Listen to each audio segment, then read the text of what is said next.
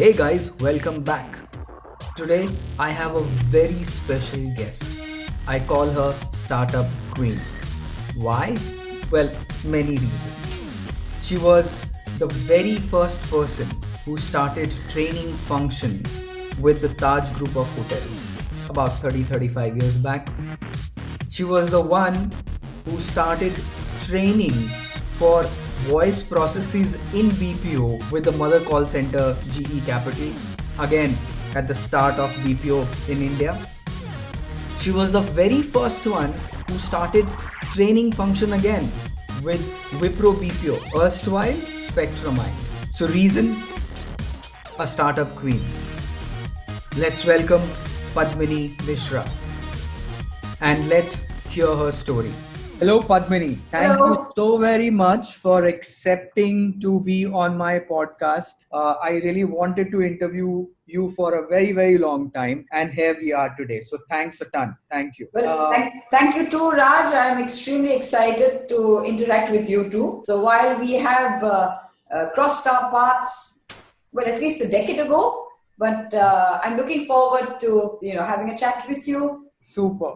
We know you as a person, as a professional person. Our boss, our super boss, our super boss, somebody who's been in CHRO for a decade or maybe more than that. But there are very few people who really know who Padmini is. Like where you were born, how was your childhood. So it'll be so cool for the listeners to start with that. So take us through that journey. Take us through your childhood. It's very short because I'm not going to talk about how old I am, and I want to leave it to the people who are listening in or watching this video to start doing their mathematics. So I'm going to try and keep it short. I was actually born in England. Not that I lived much of my life there, but I grew up in a very small town called Durgapur, which is in West Bengal, about 100 kilometers from Calcutta. That's where I formed my early childhood memories,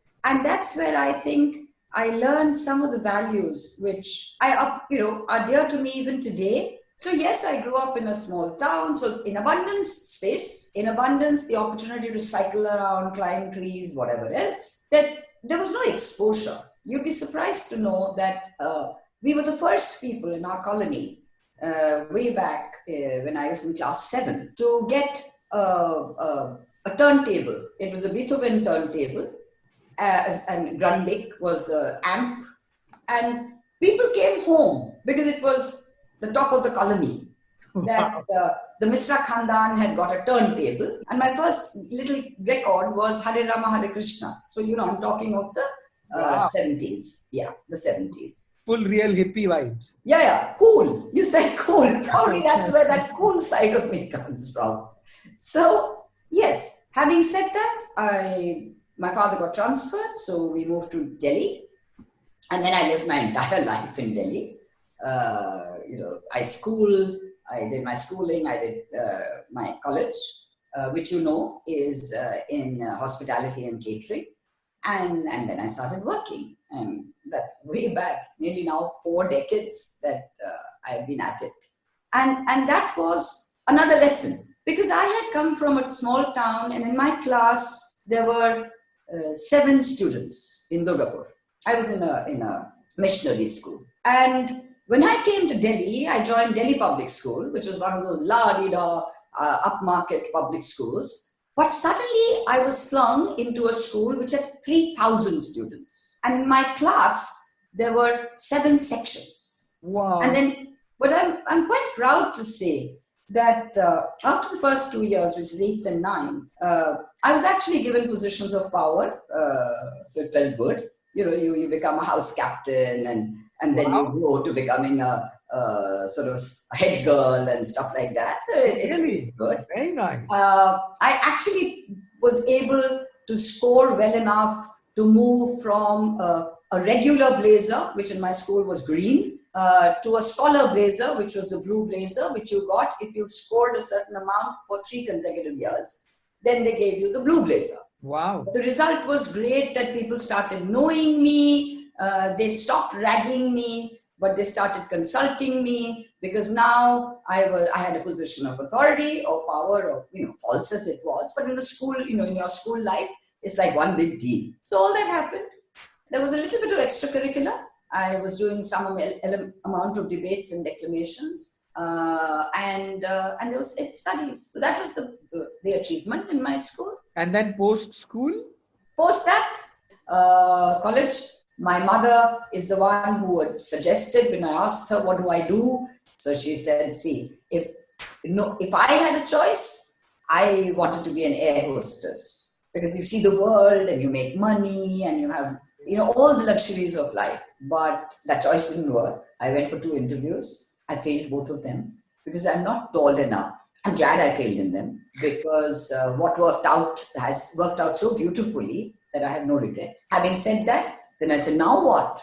So she said, okay, what you do there in the air is done in hotels. So the next thing could be hotels. So we said, oh, wow. I had, by the way, only gone to a 5-star till that, till the age of 18. When my grandfather would treat us to a 5-star, maybe twice a year on some occasion. I say this because some of you know that I then spent 17 years in a 5-star chain. Well, lucky. 18. I don't know. I must be 25 when I went to 5-star. Yeah. But today's children from the age of 5 want to go to a 5-star. You know what I mean? But for us, it was a treat. It was. Yeah, it's a big one. So then we said, now what? So again, my good old mother, she found out there is something called IHM, and then I went into hospitality, and that was when the major shift happened. My first 1 year was really tough. The journey from my home to the college was 3 bus changes, and I was struggling. So then my mother again decided. She said, you know what? I think it will be good if you join the hostel.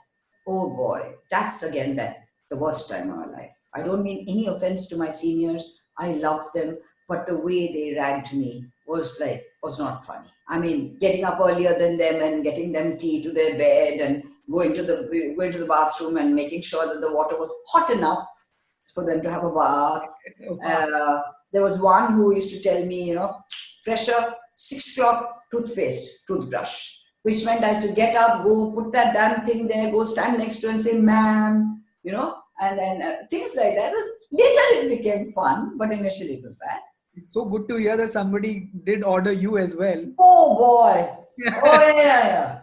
I think that's where that vengeance comes back. So no offense meant to my teammates. No, that's it. I went through all that and for a while, and then I figured out how to be friends with them. Though 2.5 years, not the first 6 months, I was very busy. And some of the people who might see this podcast from my college days pretty well know that I was very, very busy exploring other facets and dimensions of life. So yes, every college fest you would see me there.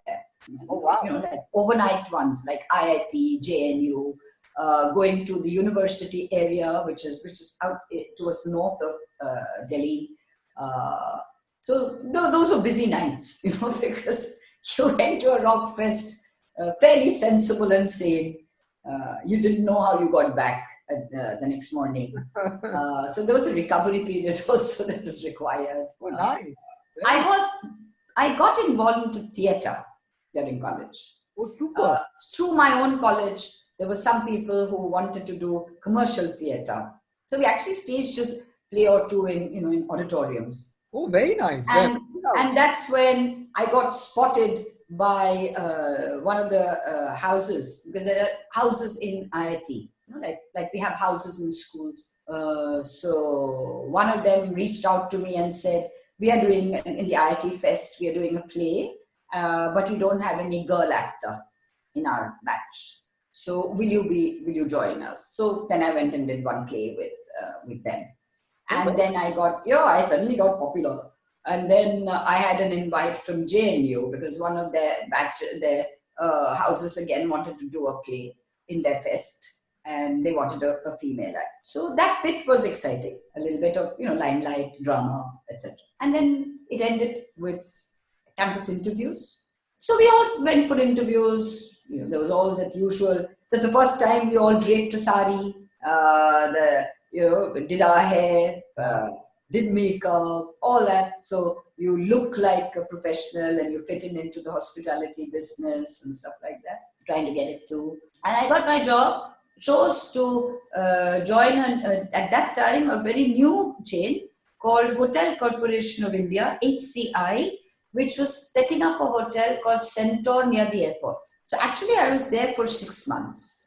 And I enjoyed every day of it. Luckily for me, and I'm extremely indebted, the gentleman is no more, but with a lot of respect, I recall him. He's my general manager in the Taj, who reached out to me through, people we knew, and said, tell her to come and talk to me. And I went to meet him. That was Taj Palace Hotel, but before it got commissioned. And I went and joined the Taj Palace. And then, as everybody knows, it was 17 long years. When HR training happened? And then after 6 years, the Taj, again, the gentleman is no more, wanted to set up the learning and development side, which the Taj really never had. But in 89, the then Vice President HR for the group wanted to start training and make another, a proper active action around it, right, which would then fill up all those, steps of from recruitment to really to performance, and then growth, and then back to HR, performance management, right, and then succession planning, etc. right. So he wanted to bring in this kind of, this it was a new thing, a new dimension for the Taj Group at that time, and they picked on me. They said that you don't have stage fright. Well, I certainly don't. Because you remember, I used to do drama in college. You speak reasonably well. And you know this industry in and out. Yeah. Because I'm a very hands-on person. So in the 6 years that I was in operations, I'd actually gone and worked in every department. So right from... experience. It's not bookish. No, I've been there, I've done it. But I have been there from the plinth that was laid for a hotel to when it was up and running, successful, all restaurants in swing, all rooms occupied, weddings happening, conferences and banquets happening. So that's what I think they saw in me, and I was moved into training department. So I was the first employee of the training department in the Taj Group. Seriously, There was nobody else. Ever?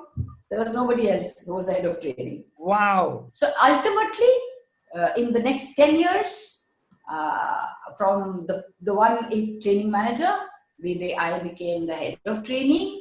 I got promoted a bit here and there, I guess. And there were 4 training heads then for the 4 parts of the country.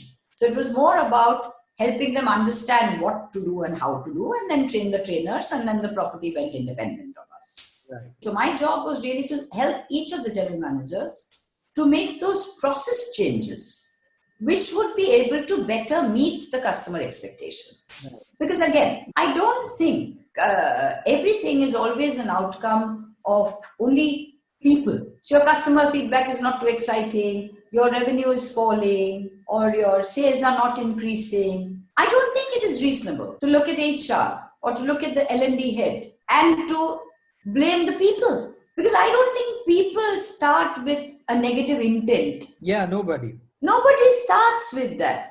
People join your company because they want to succeed. Or look at the process, look at the people. And if you want to standardize it, move it more to the process wherever possible. And train people. Wherever possible.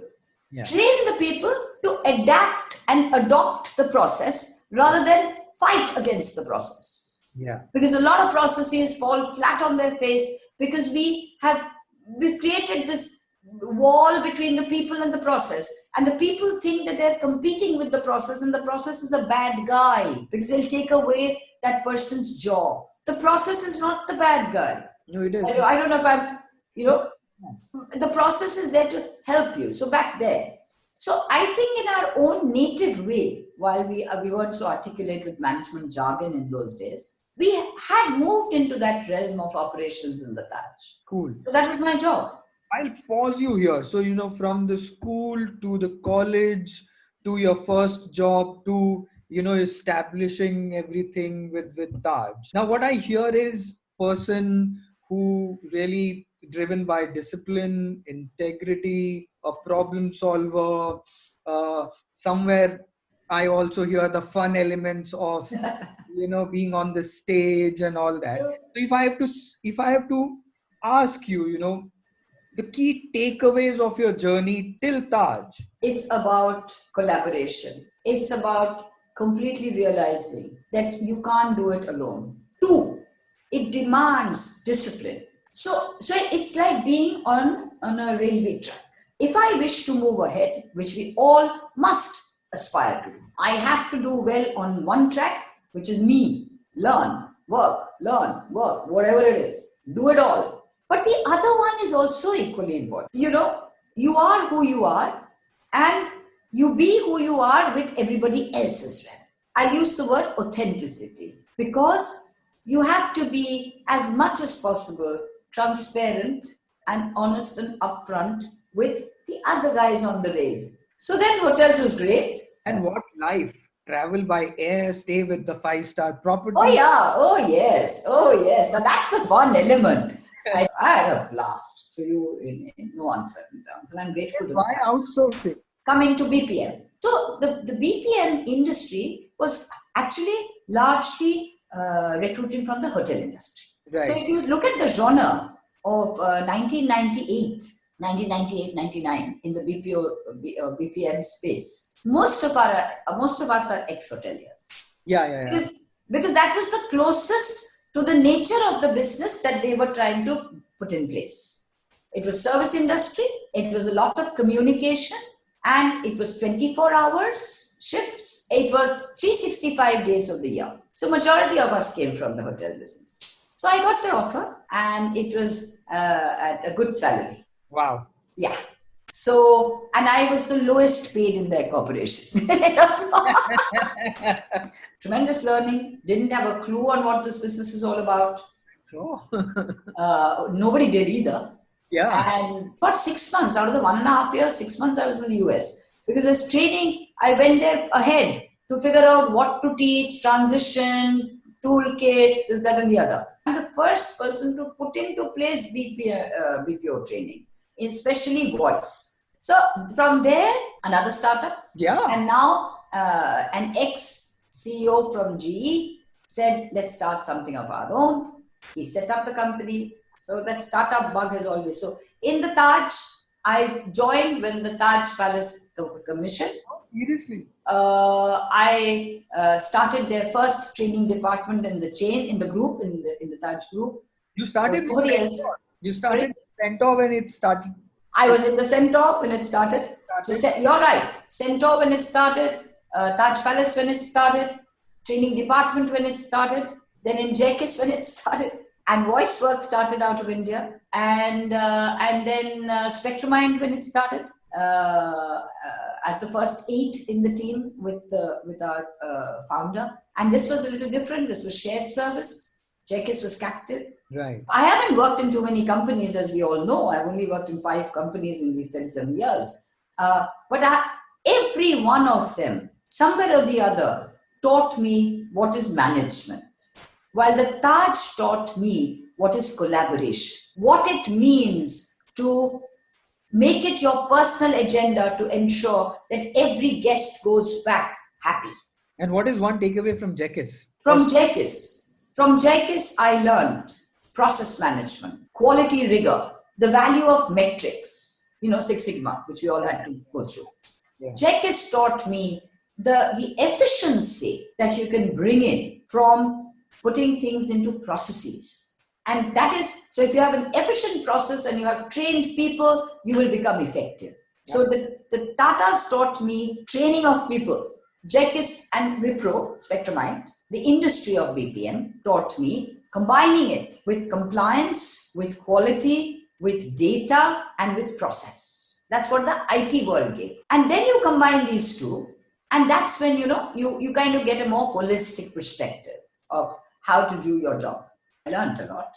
Yeah. My memories of Spectramind to Wipro, Spectramind to Wipro, BPO would be that by the time I had left, I must have hired and trained 45 to 50,000 people. Wow. And over 44 training classrooms running in different parts of the country 24/7 with a wonderful team of 285 trainers, 185 recruiters, just working on their own, working in beautiful rhythm with each other. And then that was it. So 7 years, and I got 2 job offers, which was now from another startup industry. The Birla Group was going into the space of supermarkets and hypermarkets, and Reliance had already started, but they wanted to make it bigger. Right. So this is way back in 2006-07. So I got the job with both, and I chose to take, for no reason as such, logical reason, but I chose to take the job with the Birla Group, and that also made a life change because they required me to be operating from Bombay. So we moved with my Birla job. We were doing very well. By the end of 1 year, we had 600 stores all over the country. Wow. I was recruiting, training, and releasing staff back to back. And unfortunately, the financial meltdown happened. And, the writing was pretty much on the wall. Of suddenly not having a job, being in a new city, not having a parent, so there's quite a mix of things happening. So, Padmini, tell me, how did you manage all this? I mean, do you follow something? Do you do something to control? Yeah, I keep I think my anchor, Raj, in a very, very large way, is my spiritual practice. Some of it, I think, is inherent, which is the survivor. Yeah. Which is the very logical realist who has always lived for the day. So that's the me, natural me. But that natural me is constantly, on a daily basis, bolstered and boosted by my spiritual practice. I practice Buddhism. I have been doing this for 26 years of my life. That is my life's anchor. I would say my spiritual anchor. So then I was looking for a job. Very luckily for me, I got a job.